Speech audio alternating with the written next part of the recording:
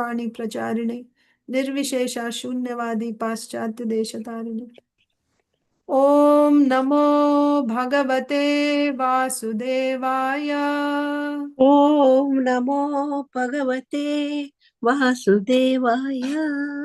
ओम नमो भगवते वासुदेवाय। ओम नमो भगवते वासुदेवाय। ओम नमो भगवते वासुदेवाय। ओम नमो भगवते वासुदेवाय। नारायणं नमस्कृत्य नरं चैव नरोत्तमं देवीं सरस्वतीं व्यासं ततो जयमुदीरयेत्। नष्टप्रायेषु भद्रेषु नित्यं भागवत सेवया भगवत्युत्तमश्लोके भक्तिर्भवति नैष्ठिकी। हरे कृष्णा माता जी, please accept my humble obeisances. All glory to Srila Prabhupada. Please accept my humble obeisances, Mataji. So today, thank you all for joining for the Srimad Bhagavatam class at ISKCON Philadelphia. Today we are going to read Srimad Bhagavatam from the third canto, 10th chapter, entitled Divisions of Creation, text 7, 3.10.7. I will recite first and then you can take turns. Tadvilokya viyadvyapi pushkaram yad adhishtitam anena lokan praglila linan kalpitasmityachintayat. Tadvilokya viyadvyapi pushkaram yad adhishtitam anena lokan prag linan kalpitasmityachintayat. Tadvilokya viyadvyapi pushkaram yad adhishtitam anena lokan praglinan kalpitasmityachintayat. Please recite.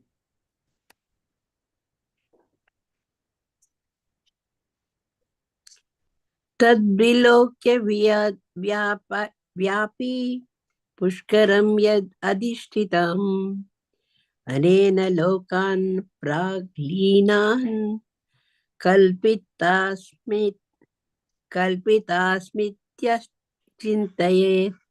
Hare Krishna.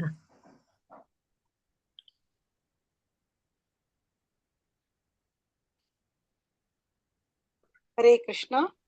Hare Krishna.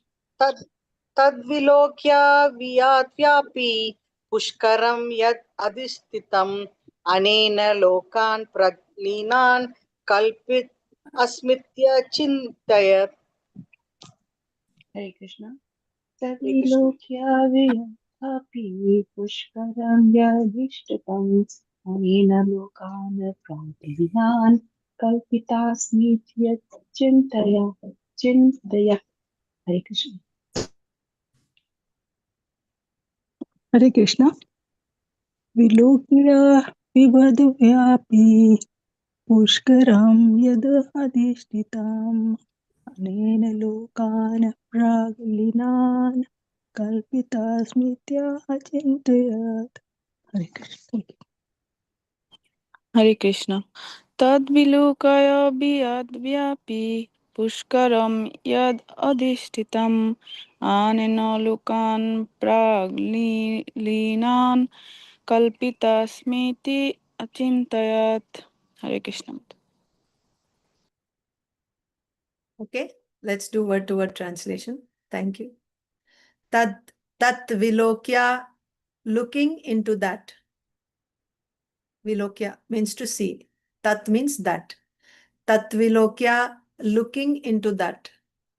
Viyat vyapi, vyapi means spreading. Viyat, extensively widespread. Viyat vyapi, extensively widespread. Pushkaram, the lotus. Yat, that which. Adhishtitam. What is adhishtana? Adhishtitam means the seat where you're sitting, right? Adhishtitam means he was seated there. Adhishtitam, he was situated. Anena, by this. Lokan, all the planets. Prak, Linan. Prak means before, previously. Yeah. Linan, merged in dissolution. So, all planets, Prak Linan. Previously, these planets which were merged in dissolution. Kalpita Asmi. Kalpita means to create. Asmi, I will. Kalpita Asmi, I shall create. Iti, thus. Achintayat. Chinta. Achintayat. He started. He thought. So if you look at the verse one more time. Tadvilokya vyadvyapi pushkaram yad adhishtitam anena lokan praglinan kalpitasmi chintayat. So now you can understand even without looking at the translation. Tat vilokya vyadvyapi. Looking at that pushkaram, lotus, vyadvyapi, which is extensively widespread. Which lotus? Yad adhishtitam, on which he is seated. Right? He's seated on that lotus. So he's looking at that. Anena lokan. So what is he seeing there? All the planets. And many planets. Praglinan, which were previously merged into dissolution.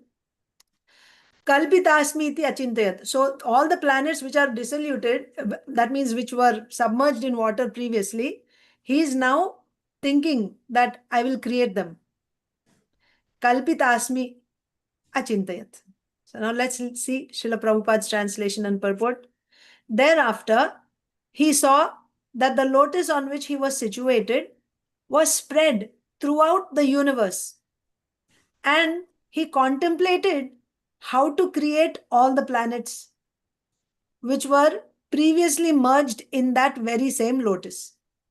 So he's seeing the lotus and now he's contemplating how to create the various planets. That is his next service.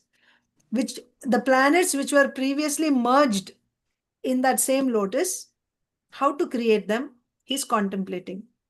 Purport by Srila Prabhupada. So one more time, translation. Thereafter, he saw that the lotus on which he was seated was spread throughout the universe, and he contemplated how to create all the planets which were previously merged in that very same lotus. Purport by Srila Prabhupada. The seeds of all the planets in the universe, seeds of the planets. Bijam. Bijam. The seeds of all the planets in the universe were impregnated in the lotus on which Brahma was situated. The seeds of planets were impregnated on the lotus on which Brahma was situated. All the planets were already generated by the Lord. And all the living entities were also born in Brahma. All the planets were already generated by the Lord, and all the living entities were also born in Brahma. The material world and the living entities were all already generated in seedling forms, what you may call prototypes. So the material world and the living entities were all, so when you say living entities means the various species, like plants, animals, demigods, like that. The material world and the living entities were all already generated in seedling forms by the Supreme Personality of Godhead, and Brahma was to disseminate the same seedlings all over the universe. The real creation is therefore called Sarga, and later on, manifestation by Brahma is called Visarga.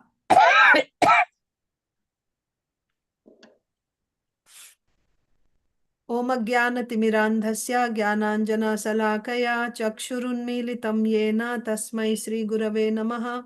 Sri Chaitanya Manobhishtam Sthapitam Yena Bhutale Swayam Rupaha Kada Mahyam Dadati Swapadantikam Vandeham Sri Guru Sri Yuta Padakamalam Sri Gurun Vaishnavamscha Sri Rupam Sagrajatam Sahagana Raghunathanvitam Tam Sajivam साद्वैतं सावधूतं परिजनसहितं कृष्णचैतन्यदेवं Shri Radha कृष्णपादान् सहगणललिता श्रीविशाखान्वितांश्च। हे कृष्ण करुणा सिंधो दीनबंधो जगत्पते गोपेशा गोपिका कांता राधा कांता नमोस्तुते। तप्त कांचन गौरांगी राधे वृंदावनेश्वरी वृषभानुसुते देवी प्रणमामि हरिप्रिये। वाञ्छाकल्पतरुभ्यश्च कृपा सिन्धुभ्य एव च पतितानां पावनेभ्यो वैष्णवेभ्यो नमो नमः। नमो विष्णुपादाय कृष्णप्रेष्ठाय भूतले श्रीमते भक्तिवेदांत स्वामिनिति नामिने नमस्ते सारस्वते देवे गौरवाणी प्रचारिणे निर्विशेष शून्यवादी पाश्चात्य देशतारिणे। जय श्री कृष्ण चैतन्य प्रभु नित्यानंद श्री अद्वैता गदाधर श्रीवासादि गौर भक्त वृंदा। हरे Krishna Krishna Krishna Hare Hare Hare Ram Ram Ram Hare Hare.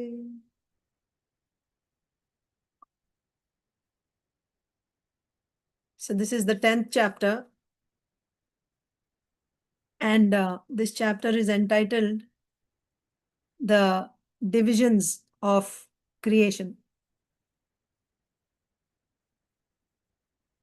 So we saw at the end of the previous chapter Brahmaji's prayers to the Lord, Garbhodakashayi Vishnu, whose darshan he was getting within his heart. We saw how Brahmaji had, when he got darshan of the Lord, he made, he requested, there were 4 requests, one of which was that, my Lord, I may not forget the Vedic knowledge. I may not forget the manifestation of Vedic words. And also, he said that another request was, please dispel my sorrow with your sweet instructions on creation. Then what did the Lord say? The Lord said, O Brahma, know that whatever glorification you have done of me, of my activities, of my form, etc., whatever you have uttered, and even the meditation which you have performed, he did tapasya. So whatever meditation you have performed, and also whatever you are going to do in future, it is only because of my mercy. That means whatever you did so far, including your tapasya and the words of praise which you have offered, and whatever you are about to do now, the creation, you should know that it is only my mercy. Finally, the Lord gave instruction to Brahmaji to create offsprings who will be obedient to the Lord and who will have devotion for the Lord, and create them the way he created the previous day. How? You create by your body, which is composed of all the Vedas. So particularly in the 43rd verse, the Lord said, Sarva Veda Mayenedam Atma Natmatma Yonina. Sarva Veda Maya Mayena Idam Atma. That means this, your body, Brahma, is Sarva Vedamayam. How it became Sarva Vedamayam? When Brahmaji performed tapasya, the Lord entered into the heart of Brahmaji in the form of Vedas. Tene Brahma Hridaya Adi Kavaye. Right? Tene Brahma Hrida. So that Brahma Hrida, that Brahma that entered into the heart of Adi Kavi. Adi Kavi is Lord Brahma. Brahma which entered into the heart means the Vedas. So that is why Brahmaji's body became Vedamayam. So the Lord's instruction what was, you create offsprings who will be obedient to me, who will have devotion for me. Such offsprings you create as you have created in the previous days. Remember, this is Padmakalpa, first day of the 50th year. So in all the days previously, he was creating every day. But this is a special day where the whole lotus went back into Garbhodakashayi Vishnu's belly. And once again, it sprouted. And Brahmaji appeared there and he forgot everything. So like on the very first day of creation, he did tapasya. Now again, he did tapasya. And now he got darshan of Garbhodakashayi Vishnu within his heart. He offered prayers. And the Lord said, after listening to the prayers, he said, don't worry, right? You prayed to me that you should not forget the Vedas. Your body is filled with Vedas. You will not forget the Vedas. Now you go ahead. You create the progeny. That means all the various species and the planets. The planets are already there. We'll come to that point. So you create all the various species by your body. And who is the source for this body? I am the source. Where is this lotus coming from? Garbhodakashayi Vishnu. So Garbhodakashayi Vishnu is saying, you create all the various species from your body whose source is me. This lotus is coming from me. So I am the source of your body. And from your body, you create all these species the way you did previously, the previous day. In the same way you create. Then that was the end of the previous chapter. And in the beginning of this chapter, we saw Vidura. So what is the subject matter of this 10th chapter? The different different types of bodies that are created by Brahmaji. The 10 types of bodies created by dividing elements. 10 types of bodies means there are 10 types of creation. 6 types of elemental creation, 3 types of creation done by Brahmaji. And then the 10th type is a combination of elemental creation and Brahmaji's. So these 10 types of creation, and within each type of creation, all the various types of bodies that are created, this is going to be mentioned, discussed in this chapter. So this creation begins with, first from Prakriti, Mahat comes, and then how the rest of the creation proceeds. What are basically the different types of bodies that are created? This is going to be listed in this chapter. And also the general characteristics of time will be described. So Vidurji asked Maitreya Muni, please let me know what types of offspring Brahmaji created. Who is Brahmaji? Who is the grandfather of all the living entities? Who is the father? The father is Manu, so the grandfather. So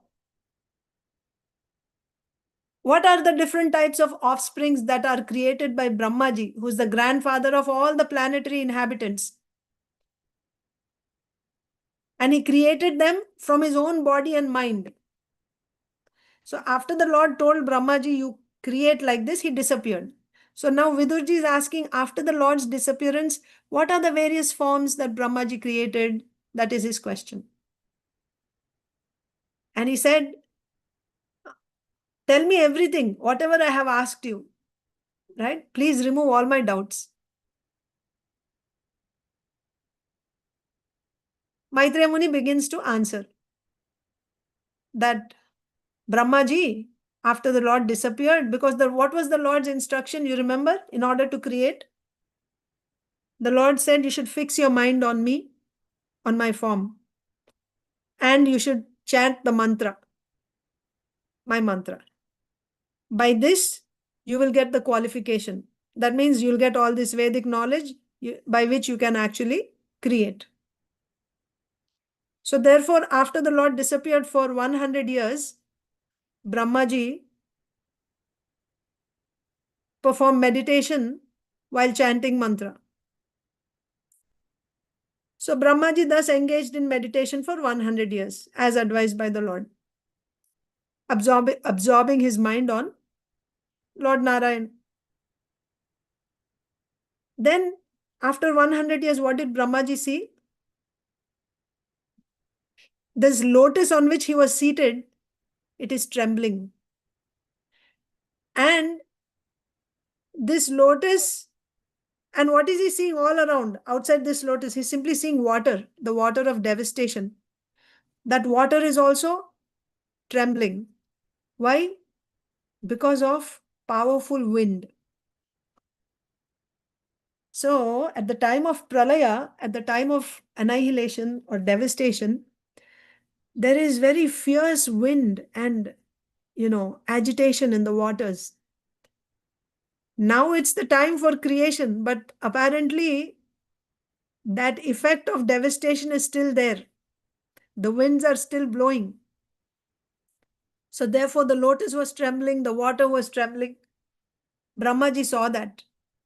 But now Brahmaji became powerful because of his increased meditation. Already he meditated before and he got darshan of the Lord. Then on the Lord's instruction, he performed meditation again by chanting, by doing this mantra worship.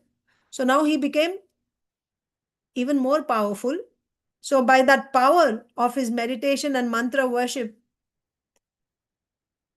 and what type of mantra and what type of meditation? Fixing his mind on the Supreme Lord and chanting the Lord's names. By that, he became so powerful. With his power, he just sucked that wind along with the water. That means the water level came down.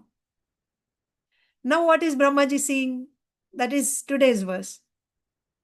Tad vilokya vyad vyapi. He saw, now he's seeing this lotus, Pushkaram, vyad vyapi.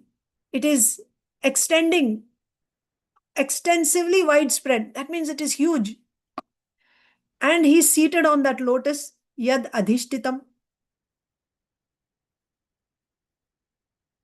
In that lotus, he's supposed to, there are many planets in that lotus. Anena lokan prag linan kalpitasmiti achintayat. That means there are many planets, planetary systems he's supposed to create, and he's now contemplating. What is he thinking? Seeing that lotus on which he's seated, seeing that it is spread all the way, from Patala Loka up to Satya Loka. He's thinking, I will create the planets as they were before destruction. In this lotus, I will create the planets the way they existed before destruction. This is Brahmaji's meditation, right? When he saw, after he sucked the water and the wind, water level came down, he's looking at the lotus and he's thinking, now I will create the planets. So what is Srila Prabhupada saying here in the purport? That the seeds of all the planets in the universe were impregnated in the lotus on which Brahma was situated. I think I'll have to quickly show you the diagram here. That will be, visuals will be more helpful. Let me quickly draw.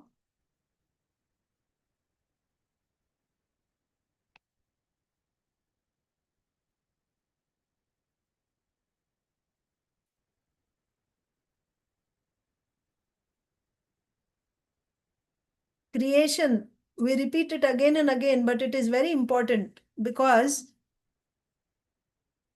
Srishti Leela will wake up the sleeping conditioned souls from the slumber of Maya. That's why we need to hear Srishti Leela again and again and again. And that is why Srila Sukadev Goswami also repeats it again and again. In Srimad Bhagavatam, we see second canto, 5th chapter, 6th chapter, 10th chapter, again 3rd canto, 5th chapter, 6th chapter. It goes on and on and on actually. This is also Srishti Leela. So what, to refresh your memories, this is Karanodakshaya Vishnu. He glances on Prakriti. Where is this Prakriti? Prakriti is also in him only. Prakriti is in him and all the living entities are in him. He glances on Prakriti and then she's agitated and she produces, when she's agitated, she is known as Pradhana. So when he's glancing on Prakriti, he's sending the living entities, Jivas, and also he's sending time, Kala Shakti. Then from Pradhana, because he's continuously glancing, you should understand that this glance is falling at every stage. At every step, there is this Kala Shakti acting on at each step. Otherwise, Prakriti on its own cannot transform and do things. The way it's progressing further is because of this Kala Shakti. If the Kala Shakti were not acting, nothing will happen. So then from Pradhana, you get, in short, I will say 23 elements. I won't go into the details, what comes first and what comes next. And again, at this point on the 23 elements, once again, another energy of the Lord falls. That is called Samhanana Shakti, because of which the elements are able to come together and form universes. How many universes do they form? Many, many, many, many unlimited universes are formed. So we'll take one universe for, sample. That's the universe in which we are. But this is happening in every universe, you should understand. And billions and billions and trillions of universes are formed. Now within this universe, what happens is, this universe is also made of, this universe has a shell. It's just like an egg. This universe is like an egg. The shell is made of 23 elements. And just like in the egg, you have egg yolk. There's also 23 elements like yolk inside this universe. Now, Karanodakshaya Vishnu enters into the universe, and this universe is completely dark, right? And, it's dark, and when it is dark and there is nothing there, so he starts sweating. And then he fills half of the universe with his perspiration. This is the Lord's pastime. It is his Leela. Because he likes to sleep in new places. That's why so many universes are created by Prakriti. So he can go and sleep in so many places. So the Lord comes here and then he lays down on the water. So here he is known as Karanodakshaya Vishnu. The same Lord, when he sleeps inside the universe, he's called Garbhodakshaya Vishnu. Now, this Garbhodakshaya Vishnu takes these 23 elements into his belly and keeps there for 1000 years, celestial years. And within those 1000 years, the 23 elements, they develop, right? The 23 elements develop into Virata Purusha. Develop into Virata. In those 1000 years, that's what is happening. His eyes are formed, his various limbs are formed like that. How all this is happening in the 23 elements? Because this Garbhodakshaya Vishnu enters, after he takes this inside, he personally enters into it as Antaryami or Paramatma. He's there. Otherwise, that development won't take place. So along with 23 elements, all the Jivatmas are also here. All the living entities are here. Remember here, Karanodakshaya Vishnu glanced on Prakriti, so the Jivas entered. So here at every stage, the living entities are there. Along with 23 elements, the living entities are there. When the universes are formed, in the universe also living entities are there along with 23 elements. So here, the 23 elements and living entities are taken in the belly, in the womb of Garbhodakshaya Vishnu, because there is no mother here. So he plays both roles. So in his womb, he keeps these 23 elements, and the baby, which is nothing but Virat Purusha, is developed. After 1000 years, the baby takes birth. From where? From the navel. From the navel. How? In the form of a lotus stem. What is happening? What is there inside in this lotus stem? Inside the lotus stem is this Virat Purusha. Virat Purusha's form is just like Garbhodakshaya Vishnu or Kshirodakshaya Vishnu. Saharsha Shirsha, Sahasrapad, right? He has thousands and thousands of heads, thousands of legs, thousands of hands. That is the form of Karanodakshaya Vishnu. That is the form of Garbhodakshaya Vishnu. That is the form of Kshirodakshaya Vishnu. And this Virat Purusha is made of what? The 23 material elements. So the Virat Purusha also has a gross body and subtle body.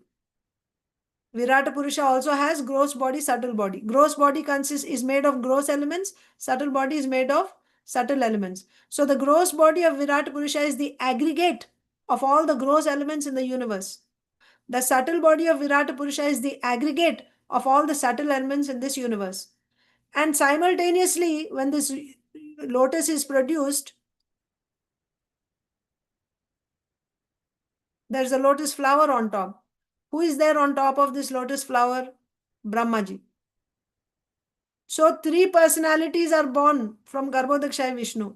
First is Virat Purusha, Sthula Virata, that means gross Virata, Sukshma Virata, subtle Virata, and Brahmaji. And where did all these Jivatmas go? All these Jivatmas are here in the lotus with Brahmaji. These are all Jivatmas who have their particular karma. They are all conditioned souls. So now Brahmaji, every day when he does creation, anyway, I won't confuse you. Now Brahmaji is here, the lotus is born and he's here. He has all these living entities. What is his job? This lotus is Virat Purusha, right? He is supposed to, so this lotus is nothing but, in the lotus you have, starting with, so this topmost planet is Satyaloka and the bottommost is Patala. And in between you have others. Totally there are 14 planetary systems.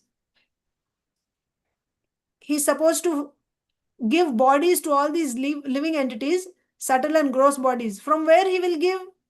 From this Virata only. Virata Purusha is consisting of all the gross elements and subtle elements. His body is made of gross and subtle elements. Aggregate gross elements of the universe, aggregate subtle elements of the universe. So Brahmaji takes, so this Jivatma, each living entity is covered by avidya, and then he has his karma. So Brahmaji will look at the karma of each living entity. Based on that karma, he will decide what type of, how much intelligence, how much mind, what type of parents he should get, what type of body, what is the beauty, which planet he should go to, what should be his lifespan, all that for each and every living entity he will decide. And he will give. This is Visarga, secondary creation, and all the various species. And when he does that, before he sends all these people, what should he do? These planets, until now, everything was in devastation. Everything is covered with water. One thing I told you before is first day of Brahma. That means the very first day of Brahmaji's life. That's one creation. That's first day. That's called Brahma Kalpa. Then daily, every morning, Brahmaji is creating. That's another type of creation, right? That's happening daily. That is another creation. And then in this daily creation, one of the days is this Padma Kalpa. Padma Kalpa is the first day of 51st year. 50 years completed. 51st year's first day. This is Padmakalpa. What we are reading now is this Padmakalpa. So what happens on the very first day is like this. How the Lord came as Garbhodakshay Vishnu, and then this whole creation happened, and Brahmaji will start creation. This is very first day. So at the end of first day, at the end of every day, there will be pralaya. There will be destruction, annihilation. So what happens at the end of each day? Annihilation. Let me tell you what happens in annihilation. Annihilation is also called pralaya. So there is total devastation and there's or you can say devastation. Devastation. There is total devastation and there's partial devastation. So whatever is happening daily, that's partial devastation. Right? This is two types, partial and total. Devastation is two types, partial and total. Partial devastation happens daily. Total devastation happens at the end of 100 years of Brahmaji. That is total devastation. Now we are only seeing partial devastation. Every day what happens is partial devastation. But this Padmakalpa is a special partial devastation. It is like a total devastation only. This is special. Padmakalpa's devastation is special. It's a daily devastation, but within that daily devastation, on this particular day, it is special. The creation that happens here is special. So, every day what is happening is, this is the universe, and this is the lotus, and this is the lotus stem, and in this you have lowest is Patala, topmost is Satyaloka. Before Satyaloka you have below that Tapoloka, Janaloka, Maharloka. Then you have Swarga, Bhuloka, Bhuvarloka, like this, planets are there. When there is daily annihilation, underneath here is Anantasesh, right? Anantasesh is there. From Anantasesh's mouth, fire starts coming up. Fire, right? And it starts burning all the planets up to Swarga, up to Swarga. The top, upper planets will remain. Up to Swarga, everything is burnt. So all the bodies are destroyed by this fire. And next, for 100 years, like this, there will be what type of fire is this? It's like the heat generated by thousands of suns at a time, or 100 suns. I forget the exact number. Simultaneously, what type of heat it's going to be, like that. Because of that heat, so on top, there is heat coming from the sun, and from bottom, fire coming from Anantasesh. Because of this extreme heat, everything is burnt. All bodies are finished. Up to Swarga only.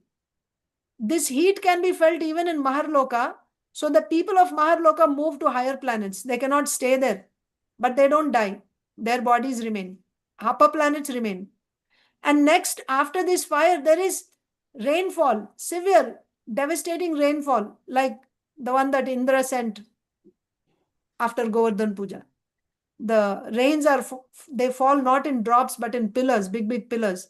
So because of this devastating rainfall, you see this whole, what is this whole universe here? Half of the universe is filled with water, Garbhodaka Jal, isn't it? Garbhodaka water. So that water level, because of this rain, starts rising higher and higher and higher. So everything up to Swarga is inundated. First, because of fire, all bodies are destroyed. Then because of devastating rainfall, the water level of Garbhodaka Jal will rise, and up to Swarga, the whole Bhumandala, everything is drowned in water. All the planets, lower planets, everything is drowned in water. This is what is happening every day. And then Brahmaji sleeps. Right? Now Brahmaji is night, he will sleep. And all the living entities, their bodies are destroyed. So along with their subtle bodies, they also go to Brahmaji. They're there in a dormant state. Brahmaji is sleeping. And the residents of these planets, Tapoloka, Janaloka, they will be performing their tapasya, meditating, because their bodies are not destroyed. Or maybe they'll go and sleep with Brahmaji. This is what is happening daily. This is daily partial annihilation. Happens like this. Partial or daily devastation happens like this. What is different about Padmakalpa? What is different about Padmakalpa is Padmakalpa's devastation. Not only is the water rising up to Swarga, but in fact the entire lotus, even the lotus, everything goes back into Garbhodakashayi Vishnu's belly. Reverse creation is happening. Reverse creation. But not entire, not up to Karanodakashayi Vishnu, only up to Garbhodakashayi Vishnu. Everything that is produced at the beginning, here, from Garbhodakashayi Vishnu, the lotus came and Brahmaji came, right?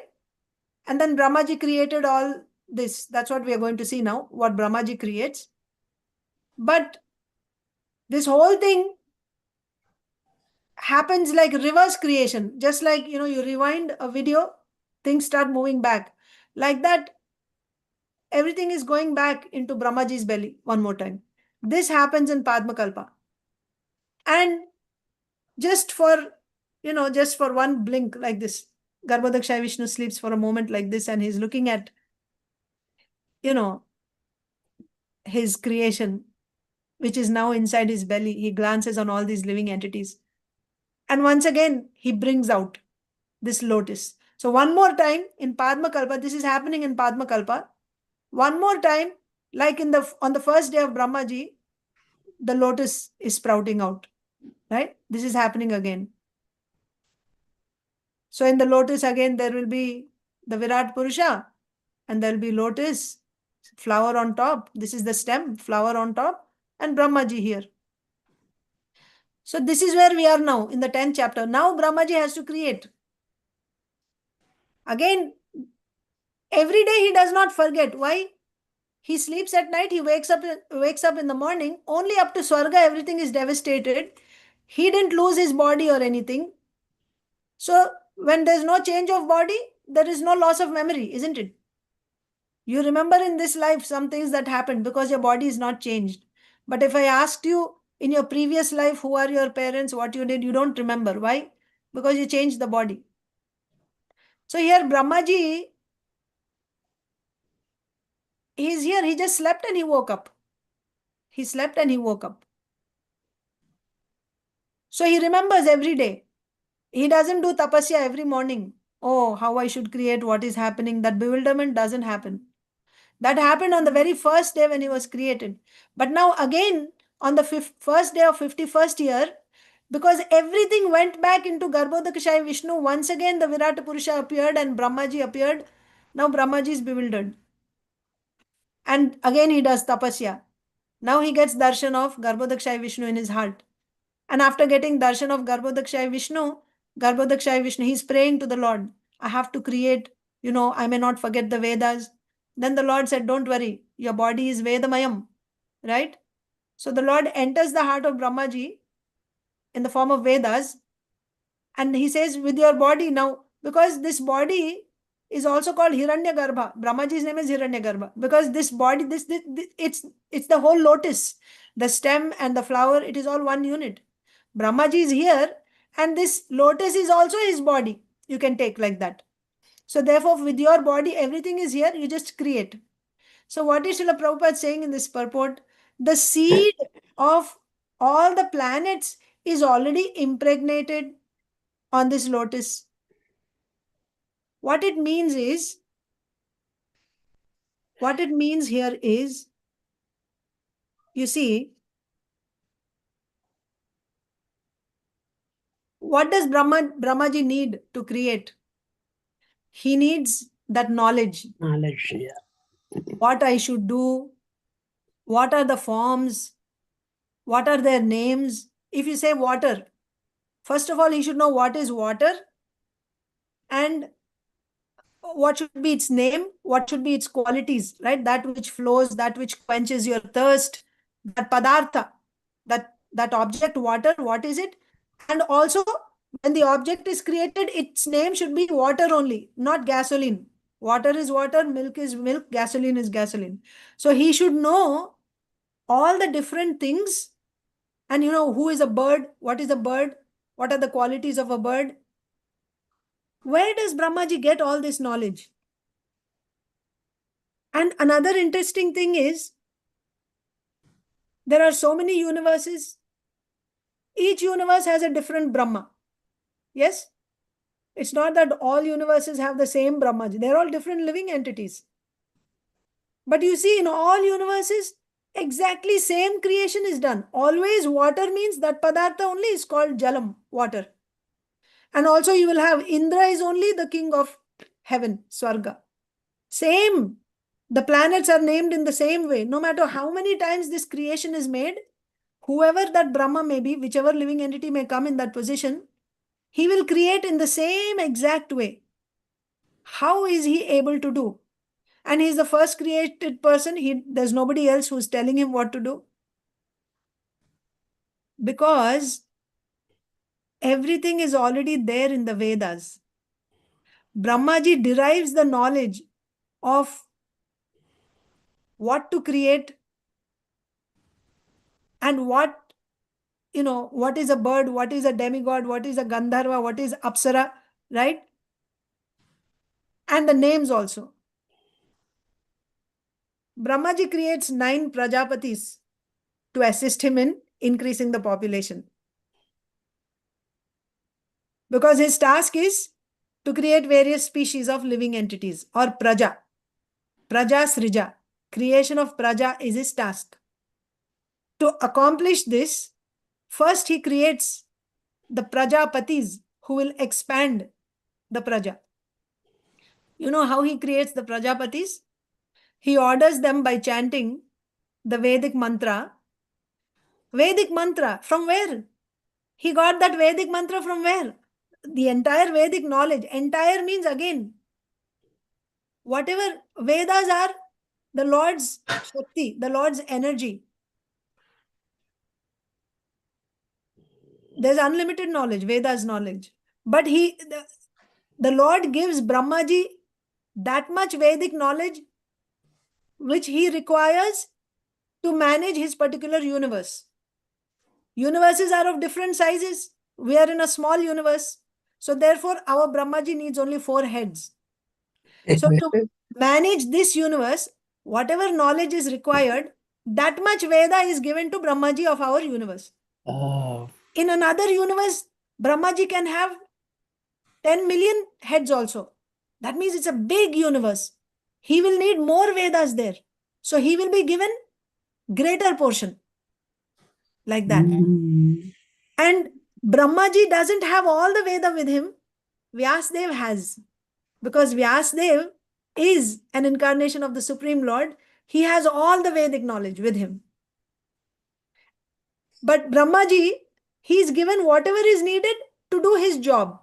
Makes sense, isn't it? Whatever you need for your job, that much knowledge only you need. That much is given to him. So now how Brahmaji is creating, see. He will chant the Vedic mantra. Eta viti vai prajapatihi.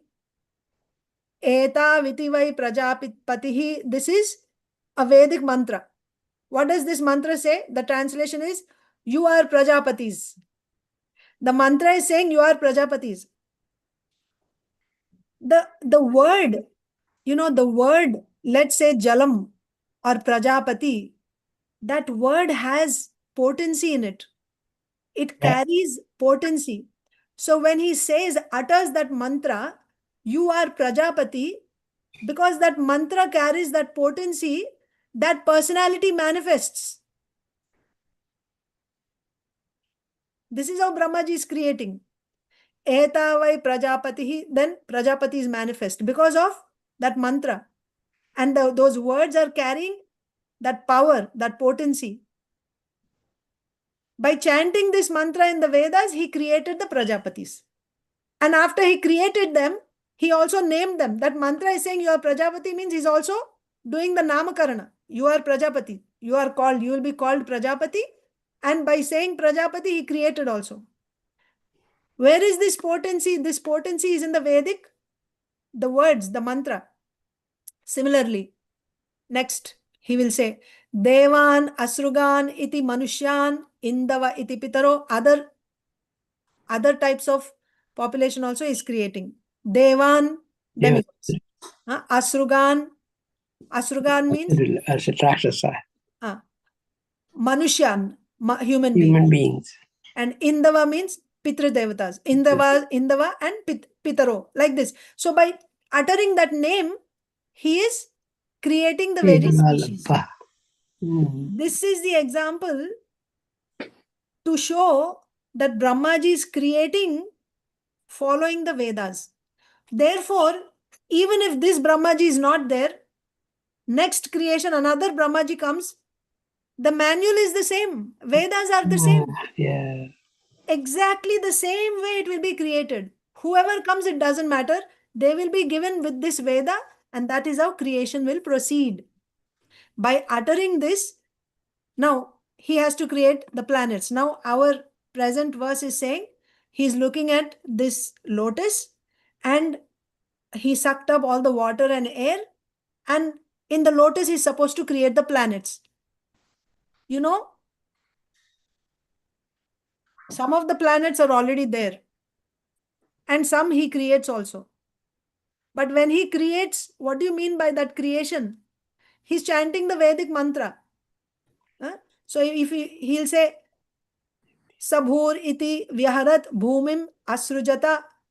Bhu means, let this be Bhumi. So that is already there. That place is already there and he's naming it. Let this be called Bhumi. Now, how he's giving the name Bhumi? Is he just creating? No, that is also there in the Veda.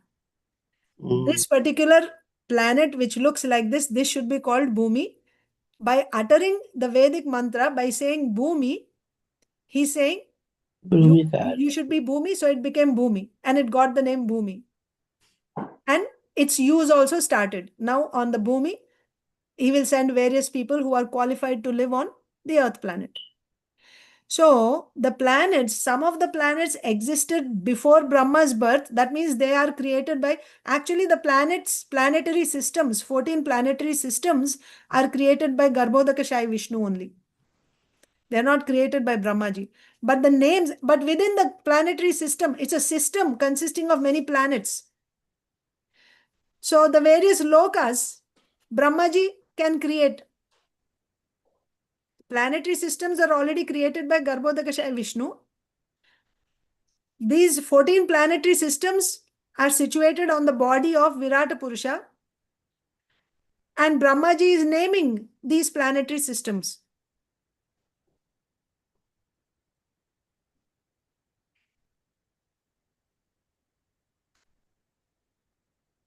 So we find in the Upanishads that every object that you see in this entire creation has a name. And that name is given in the light of Vedas. When you use that word, which is actually representing that object, that word carries potency in it. Right? Nowadays, modern man thinks, they create so many words on their own. But those words are not carrying the potency.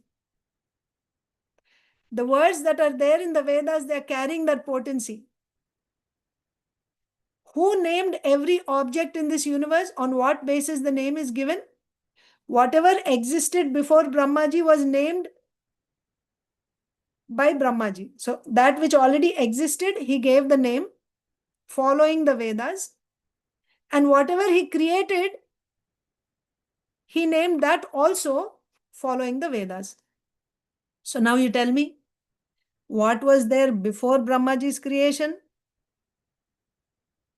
Those are named based on Vedas.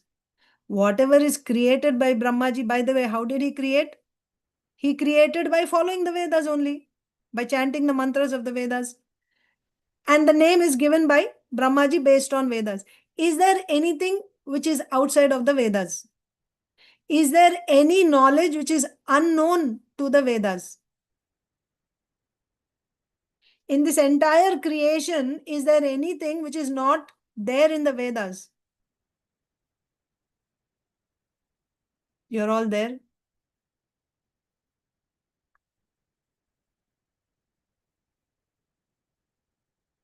Why is everyone silent? Is there anything which is not there in the Vedas?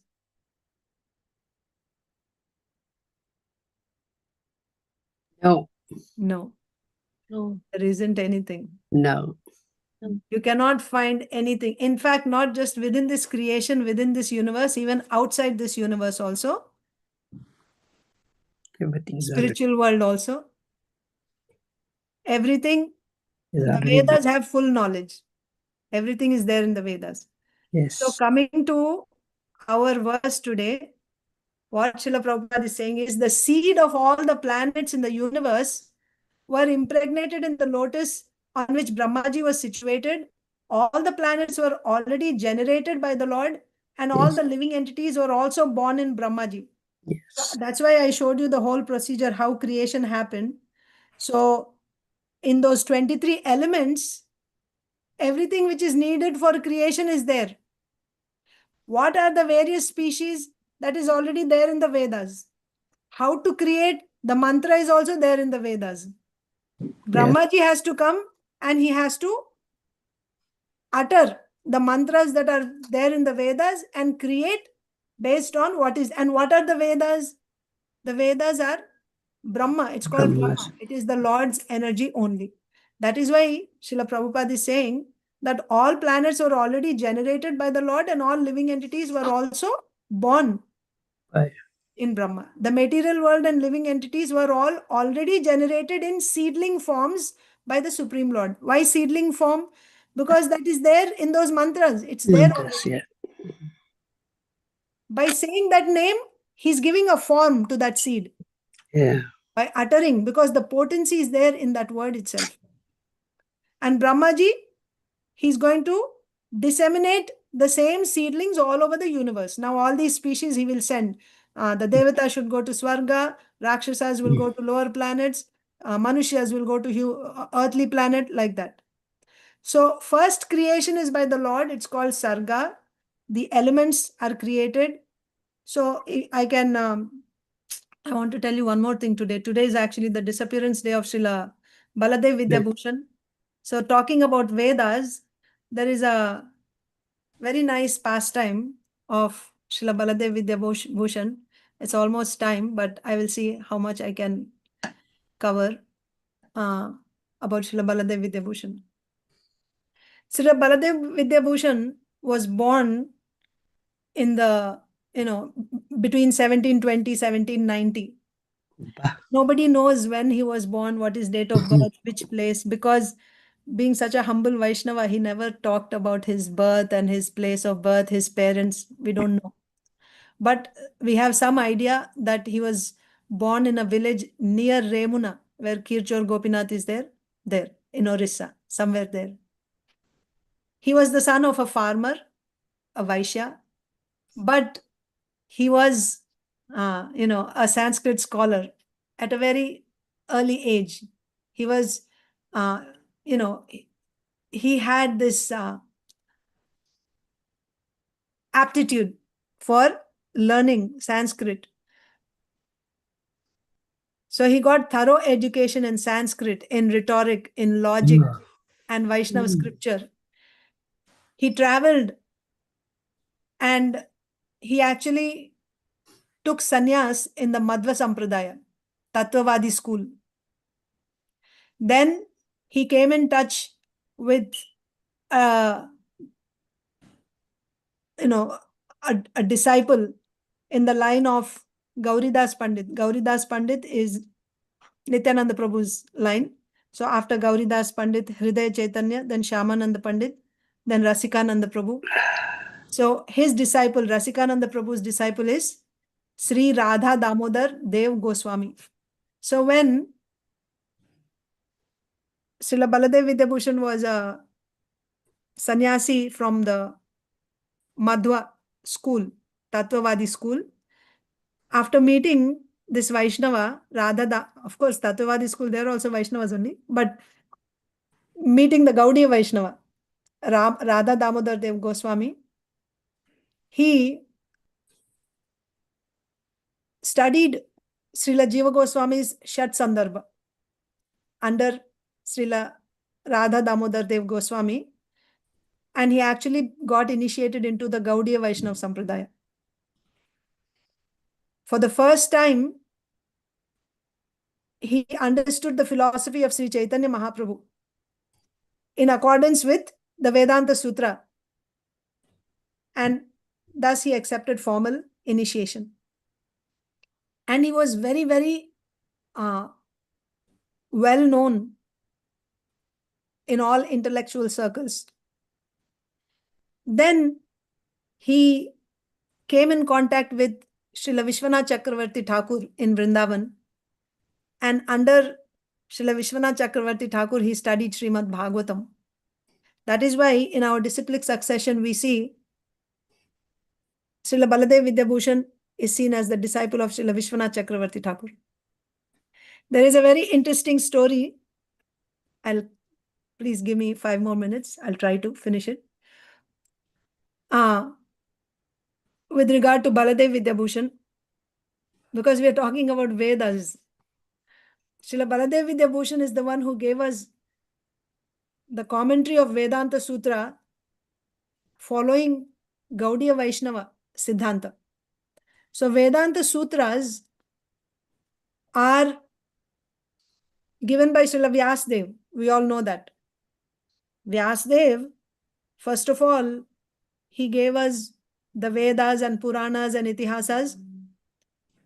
And after that, he gave the Vedanta Sutras.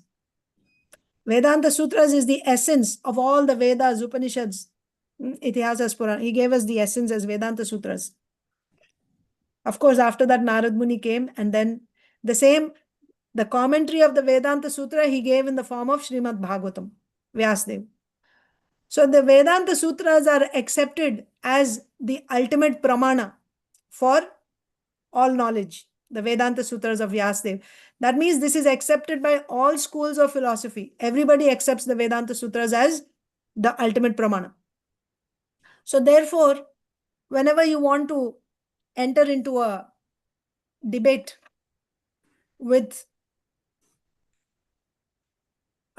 people from other philosophy, first of all, you have to show what is your book based on which you're going to debate. What is your pramana? So if you say Vedanta Sutra is your pramana, and they also have Vedanta Sutra, they will accept, yes, because everyone accepts Vedanta Sutra as pramana. Keeping that as pramana, then they can debate and present their arguments. Therefore, we will see that all schools within Vaishnava Sampradaya, we have Sri Sampradaya, Rudra Sampradaya, and we have Sri Sampradaya, Kumara Sampradaya, Rudra Sampradaya, and Brahma Sampradaya. Ours is Brahma Sampradaya. So all the other 3 Sampradayas, they have their commentaries on Vedanta Sutra. That means they will give commentary of Vedanta Sutra according to their particular philosophy that they are following. Then that is accepted as authentic. Gaudiya Vaishnavas did not write a commentary. Our Acharyas, Gaudiya Acharyas, did not give a commentary on Vedanta Sutra. Of course, Srila Madhvacharya has given a commentary, but that is Tattvavada. What is Sri Chaitanya Mahaprabhu's philosophy? Achintya Bheda Abheda. So, Sripad Shankaracharya has also given a commentary on Vedanta Sutra. It's called Advaita philosophy. And the other Vaishnava Sampradaya Acharyas, they have given commentaries like Shuddha Advaita philosophy, Dvaita Advaita philosophy, Dvaita philosophy, like that. Ours is the Gaudiya Vaishnava Siddhanta. Gaudiya Vaishnava Siddhanta means beginning from actually from Madhavendra Puri, but let's say Sri Chaitanya Mahaprabhu. Sri Chaitanya Mahaprabhu gave us the Achintya Bheda Abheda philosophy. So when you say Dvaita means there is a clear difference between the living entity and the Supreme Lord. They are not the same, they are different. Advaita means they are same, Brahma, right? Both are one. So Sri Chaitanya Mahaprabhu's philosophy is Achintya Bheda and Abheda. They are different and one also. Based on this, Sri Chaitanya Mahaprabhu did not give a separate commentary on the Vedanta Sutra. Why? Because our Acharya Srila Vyasdev, who's coming in the same line, Brahma Madhva Gaudiya Sampradaya, has given the commentary of Vedanta Sutra in the form of Srimad Bhagavatam. So what is the need of writing another commentary? With this idea, our Gaudiya Vaishnava Acharyas did not give any separate commentary on Vedanta Sutra. When I say commentary, like verse to verse, line to line, Srimad Bhagavatam is the natural commentary. You know how Srimad Bhagavatam is presented in the form of various, it's a Purana. Purana means it is said in the form of history, like stories. In the form of history, it is presented. But within that, all the principles of Vedanta Sutras, all the Vedanta Sutras are very clearly explained in an easily understandable way. In the form of stories, you get all the Siddhanta, all the philosophy you can get. That is the beauty of Srimad Bhagavatam given by Srila Vyasdev. So therefore, our Acharyas did not give that commentary just like how Srila Prabhupada gives purport. This verse, this is the translation, this is the purport for this verse. Like that, our Acharyas did not give for the Vedanta Sutra. There are Vedanta Sutras, Vedic aphorism, Vedanta Sutra aphorisms, right? Sutras. Each Vedanta Sutra, Athato Brahma Jigyasa, what is the commentary on this? Like this, they have not given separately. A separate Gaudiya Vaishnava commentary has not been given. Because they are happy. Sri Chaitanya Mahaprabhu and our Acharyas, they are happy following the previous Acharyas. Vyasdev has already given. Madhvacharya also has given. So what is the need to give Gaudiya Vaishnava separately? We will just follow. With that idea, they didn't have. But one problem happened at that time. When Srila Vishwanath Chakravarti Thakur was in Vrindavan, and he was actually quite aged. He was quite old. And Srila Baladev Vidyabhushan was also there. The problem that occurred was the deity of, Govinda, Radha Govinda deity of Srila Rupa Goswami. If you are aware, the temple was erected in Vrindavan. But later, because of attack by Aurangzeb, the Muslims, the deities were carried to Jaipur. Yeah. So now that deity, so who established the deity of Radha Govinda? Rupa Goswami. Who is Rupa Goswami? Gaudiya Vaishnava line, isn't it? So they were worshipping Sri Radha Govinda according to the Gaudiya Vaishnava standards. But when the deity was taken to Jaipur, still they were being worshipped by the Gaudiya Vaishnavas, and they had Radha Krishna, because Gaudiya Vaishnava philosophy is you worship Radha and Krishna together. But at that time, and also the king, who was the king in that Jaipur at that time, Savai Manas the Singh. Sadachari king, Savai Manas Singh. So that king, he was also a disciple. He also belonged to the Gaudiya Sampradaya. But what happened was, there were the Sri Sampradaya, one branch of the Sri Sampradaya devotees or followers called the Ramanandis. They are a separate group, like a branch coming from Sri Sampradaya, Ramanandis. They were there in Jaipur and they raised an argument in the court of the king of Jaipur. Their complaint was that how we can accept this Gaudiya Vaishnavas and their philosophy as authentic. For us to accept any Siddha, any philosophy as authentic, first of all, they have to present a commentary on the Vedanta Sutra. There is no commentary, Gaudiya Vaishnava's commentary on Vedanta Sutra. There is nothing like that. Therefore, we cannot accept their philosophy.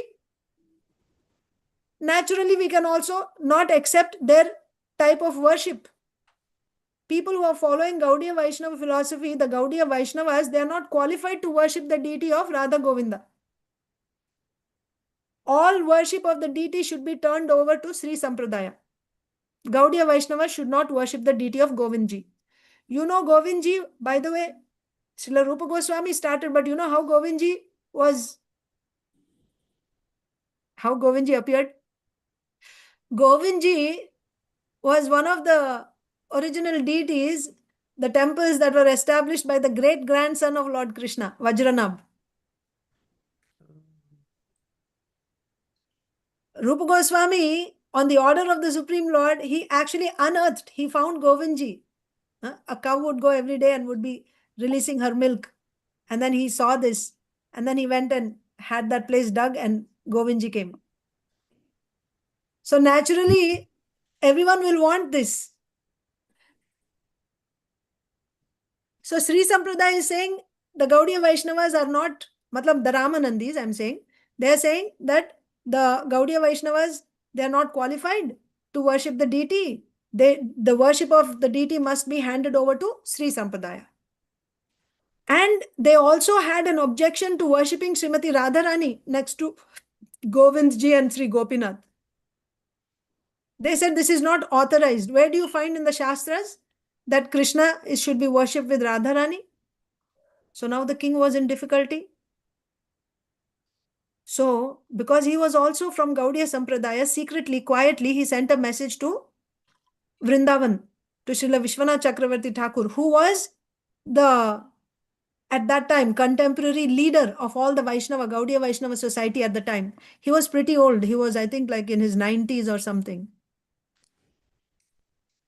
And at the same time, to deal with the pressure, he was obliged to remove Srimati Radharani temporarily from the deity room. She was not being worshipped.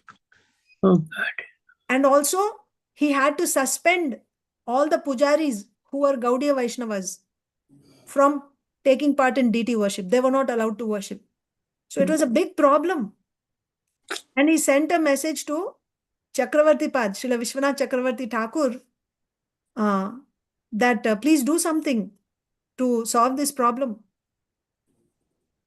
It was not possible for Srila Vishwanath Chakravarti Thakur to travel, to make that arduous journey to Jaipur.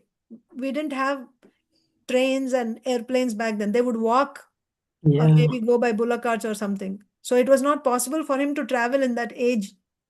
So instead, he had full confidence in his student, in his disciple, Srila Baladev Vidyabhushan. Of course, Vidyabhushan title came later, but he sent his disciple Baladev, who was fully conversant with the Shastras and was competent to face the challenge. He could go and debate. So he went.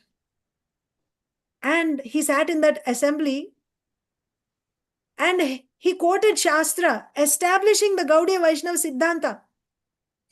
His arguments were so forceful that these Ramanandis could not reply. They didn't have any answer. He also said, Srila Baladev said, that the originator of Gaudiya Vaishnava Sampradaya, Sri Chaitanya Mahaprabhu, has accepted Srimad Bhagavatam as the natural commentary of the Vedanta Sutra. Therefore, we didn't give any separate commentary for the Gaudiya Vaishnavas. This is also proved in the Shat Sandarbhas of Srila Jiva Goswami. Why we don't have a separate commentary?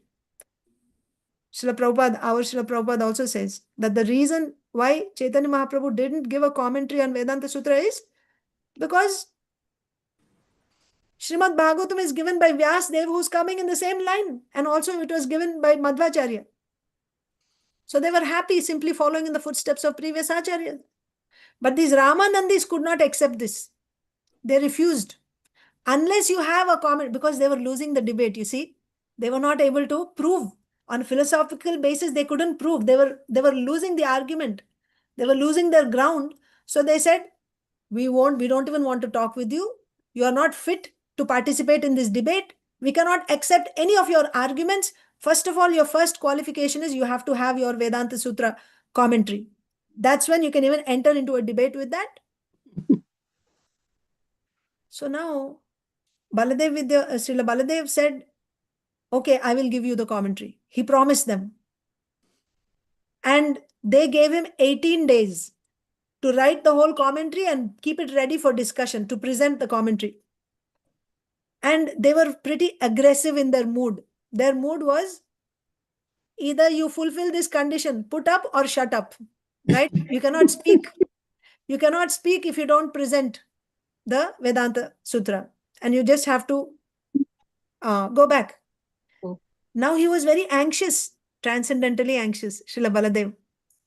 So he was feeling very aggrieved where to go. So he is here now in Rajasthan. So this place is called Gulta or Galta, I think it's called.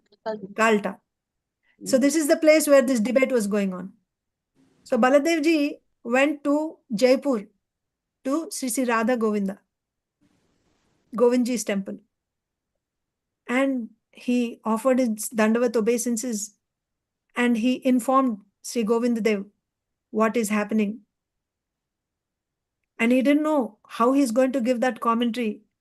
They were losing the Gaudiya Vaishnava Siddhanta will lose its ground.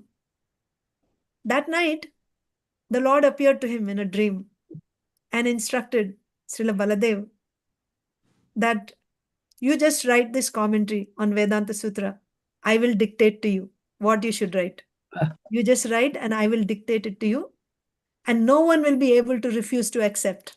Because the Lord is personally going to dictate. So after seeing such a wonderful dream, now he was totally enlivened. And now with renewed strength, it is said right there in the presence of Govindji, he started writing. And Srila Govinda Dev was dictating to him. That is why he completed the commentary within a few days. Within the limited time he completed.